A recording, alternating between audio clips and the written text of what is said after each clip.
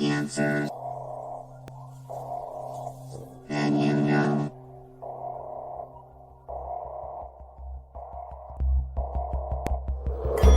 After a couple of months of there being no real news in regards to the Idaho 4 tragedy and Bryan Kohberger's upcoming trial, there recently has been some buzz and some stirring, and I would even say some news. I want to share with you some inside information that I have and tell a story about what was happening the night of the tragedy and what's going on at the University of Idaho right now. There is so much that is unknown about that night, so much has been speculated about, and I think it's really helpful to have some details and some actual real life stories to add to what we know about this tragedy. As information about the upcoming trial and court proceedings becomes known to the public. This is the first of a 3-part series on what we've known all along about what's going on in court right now with the case against Bryan Kohberger. Let's look at the big picture and put all the information together.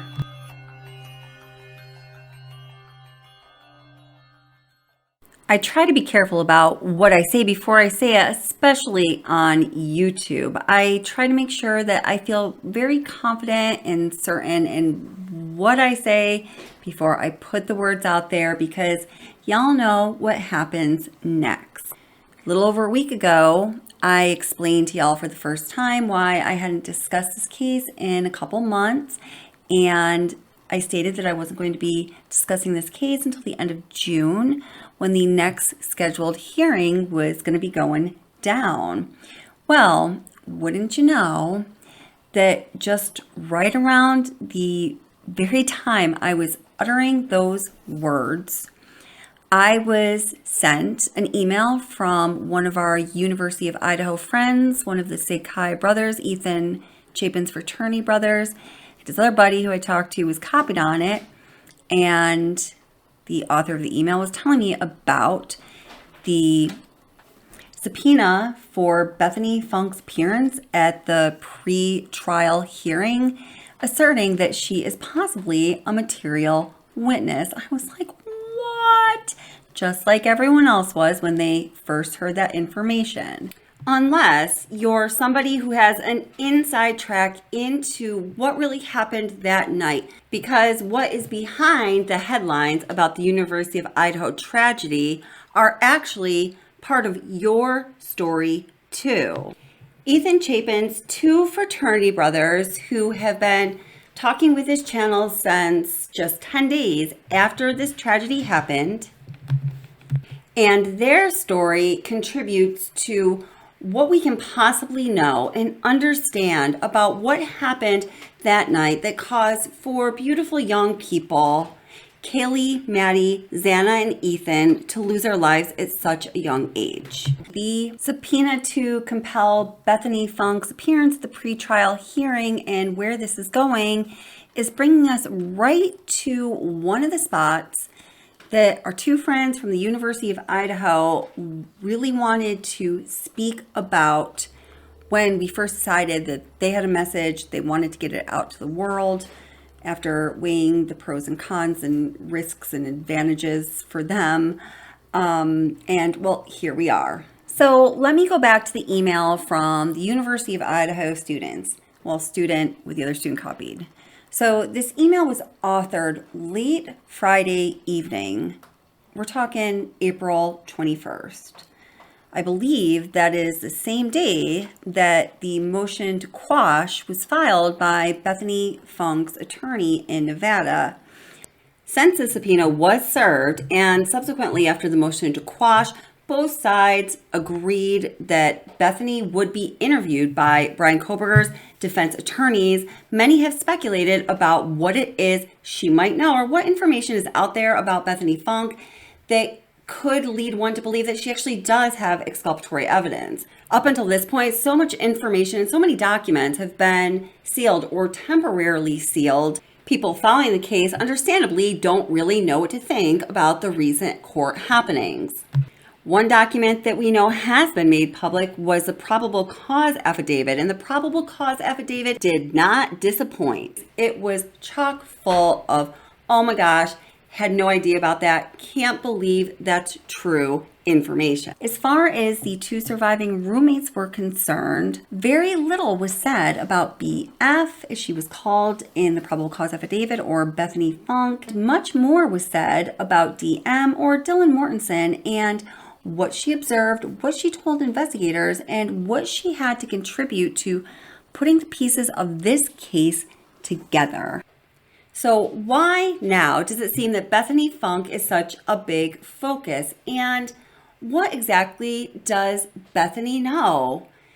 After all, she was hardly even mentioned in the probable cause affidavit, and as we had discussed, everybody at the University of Idaho campus, all of her friends, according to the two guys that we're in touch with at the University of Idaho, have said that Bethany Funk completely goes to town. She has all but totally disappeared. In fact, even her good friends, apparently, this is what was told to me, didn't even know exactly where she was. Now, they assume she was in Nevada. That's where she lived before coming to the University of Idaho. But according to what I was told, nobody knew for sure.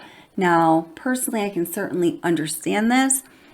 I see Dylan and Bethany as, some things are certainly questionable, right? But I do believe that they are victims of sorts themselves, and they endured a really horrendous trauma that is certainly going to change their lives forever, and that they may very well be suffering from post-traumatic stress syndrome or other maladies for the rest of their lives. I hope that they're able to work through what they need to, but I just can't even imagine. I really can't imagine. So one of the reasons I am more than happy to put out this information and to create this content is to provide whatever answers I can provide, which is of course very limited, that'll hopefully kind of, give a little nudge on over to all of the sort of baseless speculation and factless, endless theorizing about this case, because us true crime enthusiasts are freaking starving with this one. We're getting nothing. Not even the little drips and drabs of information and details that you usually get leading up to a trial. This investigation, if we think back about the investigation, was extremely tight-lipped and close to the vest. And the preparation for this trial has been much the same. So whenever we hear anything about Idaho 4, it's lots of speculation, as much talk live streaming as possible. And, at the end of the day, it was a lot of words said, right? Some of the going theories about why the subpoena was served at all have to do with, Bethany Funk having information and knowing things that she just didn't give up to the investigators. She just, didn't give it up. She's like, yeah, I know this, but, I'm going to let the bad guy get away with killing 4 of my friends. Right? I don't know. I just, I say let's save our breaths on that one. Other theories are, Bethany Funk had some kind of relationship with Kohberger prior to this terrible tragedy occurring. A romantic relationship, a friendship, I don't know, maybe they went kickboxing together. A lot of different types of relationships have been speculated along those lines, and we don't think it's that either. Now, hey, I could be wrong. I've been wrong before. I will be wrong again. Don't think I'm wrong on this one, but I could be. I think a lot of times when people are speculating that Bethany Funk had some kind of relationship with Kohberger before the murders, it's really putting her in a poor light that, unless you have some facts to support that theory, I just don't want to be doing that to this poor girl right now. So rather than focusing on what Bethany Funk did wrong because she was served a subpoena, let's focus on why the defense might want to talk to her or might want her to go on record so they can depose her, which will be helpful to them perhaps at the trial. Let's take a look at what the probable cause affidavit did say about Bethany Funk. I'm going to read a short portion of the probable cause affidavit. Listen carefully and listen to when she was mentioned and what that was in connection to. On the evening of November 12th, 2022, Chapin and Kernodle are seen by BF at the Sigma Chi House on the University of Idaho campus at 735 Nez Perce Drive from approximately 9 p.m. on November 12th to 1:45 a.m. on November 13th. BF also estimated that at approximately 1:45 a.m., Chapin and Kernodle returned to the King Road residence. Roommates Dylan and Bethany both made statements during interviews that indicated the occupants of the King Road residence were home by 2 a.m. and asleep, or at least in their rooms, by approximately 4 a.m. This is with the exception of Kernodle, who received a DoorDash order at the residence at approximately 4 a.m. Law enforcement identified the DoorDash delivery driver who reported this information. The combination of DM statements to law enforcement, reviews of forensic downloads of records from BF and DM's phone, and video of a suspect, video as described below, leads investigators to believe that the homicides occurred between 4 a.m. and 4:25 a.m. on November 13th, I may add.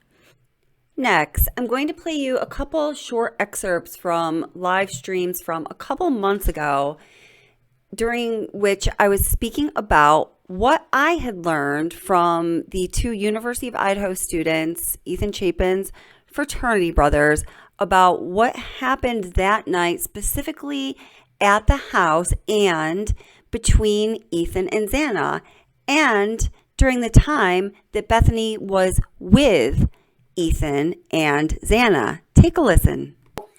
Apparently, surviving roommate Bethany went to the fraternity party with Ethan and Xana, and she was there with them for most of the evening, even though early on and for a long time, law enforcement was touting that there was this, huge gap in Ethan and Xana's timeline from 9 p.m. till 1:45 a.m. Huge gap in the timeline. Apparently, that was not the case.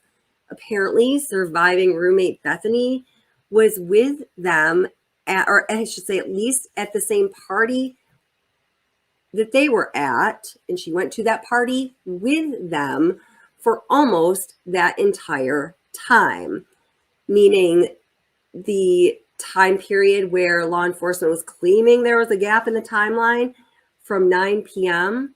till 1:45 a.m. and also more specifically even an hour earlier than that, from 8 p.m. till about 1:45 a.m. So she was with them consistently. She knew where they were.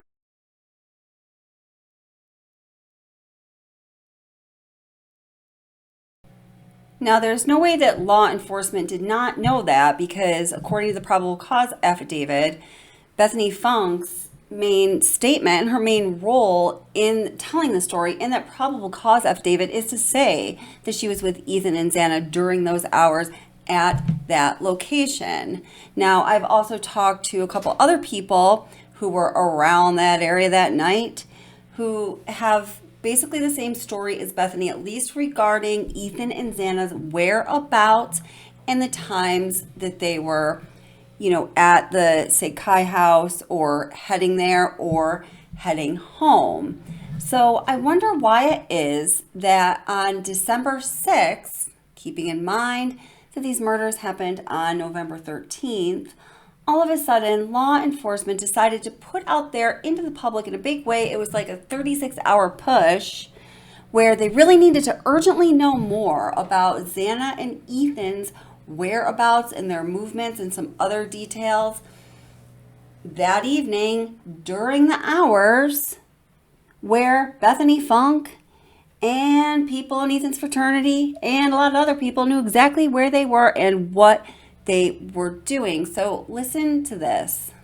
This morning, police zeroing in on the movements of two of the University of Idaho victims, Xana Kernodle and Ethan Chapin, the night they were murdered, looking specifically at the hours between 9 p.m. and 1:45 a.m. when the couple was believed to be at Ethan's fraternity. Why are you looking for more information specifically about where Xana and Ethan were in regards to his fraternity house? That actually seems to be one of the larger areas that we don't have a lot of information in.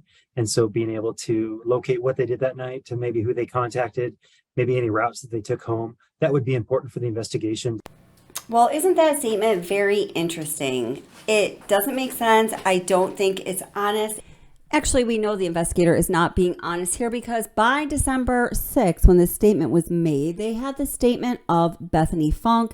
They actually had several statements from Bethany Funk, which were all aligned with one another, telling about that evening and what she did with Ethan and Xana.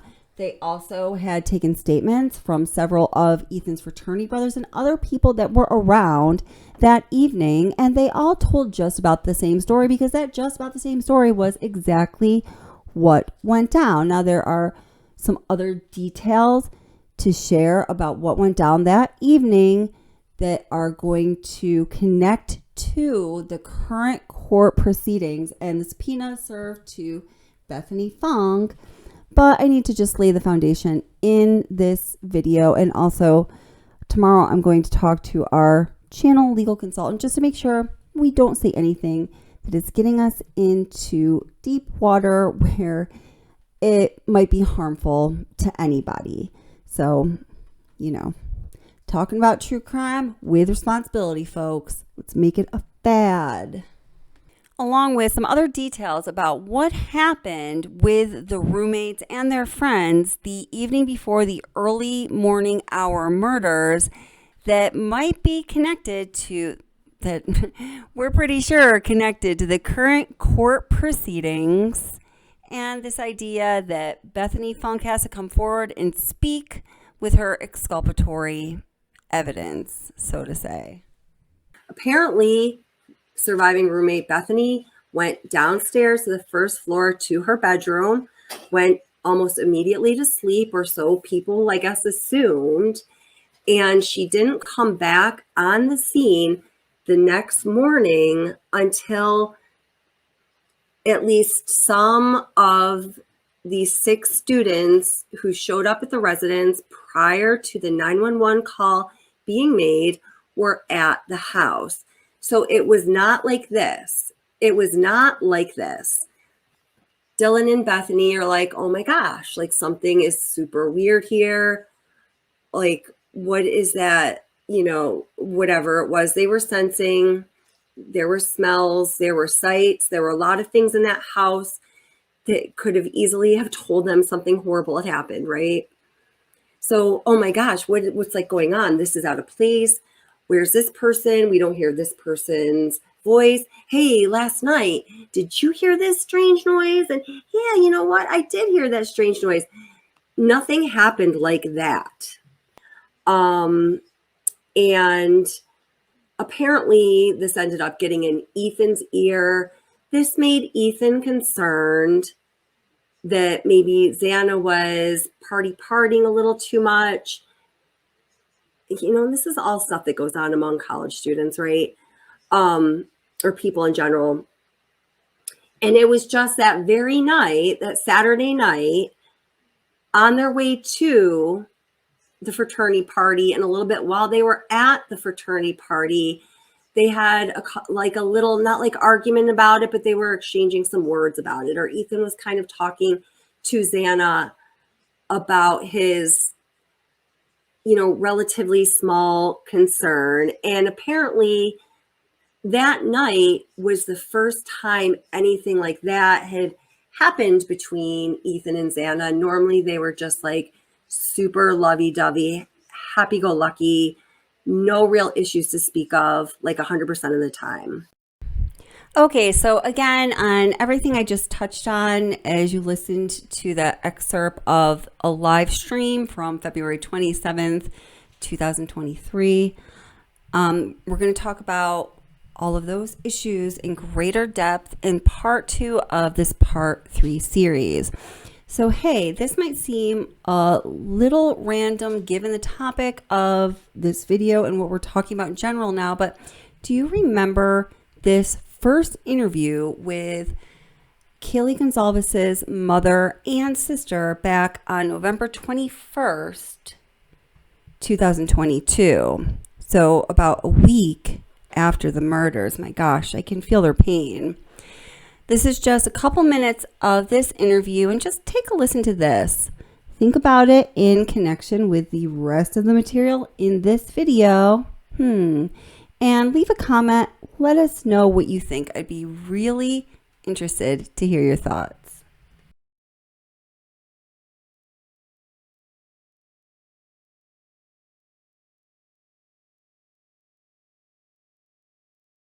Yeah. My name is Christy Gonsalves, Kristigonsalves. Yeah, I'm Olivia Stevenson, ALIVEASTEVENSON. Gonzalez is my maiden name. I'm married. My name is Tammy Butts, TAMIBUTTZ. Good? You guys good? Everybody good? No, on here. Which one? Yes, because I want to have to run it over here. Oh, there you go. Okay. You gotta get it right. Don't get mad. I think we got it on the pickup. Good? Okay, so just first off, the map that just came out from police, it gives a little bit of a timeline of where they may have been that night. Does that map mesh up with the timeline that you've been putting together? Yeah, I'd say it's very close. I'd say if you have any closer details to kind of hone in, 145 could be very vague. Maybe it's closer to, 150. Let us know if you have anything concrete, because right now concrete's what we can go off of. In terms of the details, you said it's close. Mm-hmm. Does that frustrate you that it's close? I do, but right now we're still trusting authorities that, it's not going to be 20 minutes here or 15 minutes here that's breaking this. But yeah, I implore everyone, if they know something different, bring it to the police, because if they want to tighten up that timeline, we stand with that. It seems like there's this very big gap when it comes to Ethan and Xana. Do you know where they might have been? I don't, unfortunately. I know nothing about them. We have no idea where they were, but we do have a pretty tight timeline on Kaylee and Maddie, and it is close to what they are posting, but it is a difference, and that difference actually could be huge. I mean, it could be, it could not be, but 145, 159. So there is, and we have corroborated with my phone records, Kaylee's phone records, the driver that was driving them around.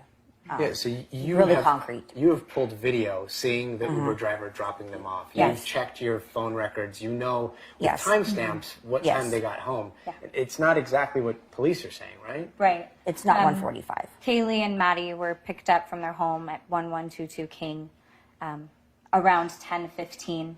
It's about a 5-minute drive down. So they arrived to Corner Club around 10:20, which is different than what was released at 10. We know that Kaylee called for an Uber at 1:45. He arrived at 1:49, got in the car around 1:50. It's about a 5-6 minute drive. They arrived home at 1:56. Is it frustrating that your timeline is based on timestamps from videos and phone records, and their timeline doesn't exactly match yours? I just feel like there's a reason they're just putting it out, the estimate. I don't know, because they do have that information from us, and they've asked us where we have gotten that information, and we have concrete backing. She put it together. It could be conflicting stories. We just don't know. This is the information And I stand behind. I think that when they say 1:45, I think they're kind of referring to the whole group arriving approximately 1:45. I believe that maybe Ethan and Xana, and I don't know, may have gotten home around that time. And then the girls, obviously 1:59-ish is shortly after. So they're just kind of grouping that the group arrived home around 1:45-ish. But they were not together. And we don't know anything about Ethan and Xana. We do know about Kaylee and Maddie.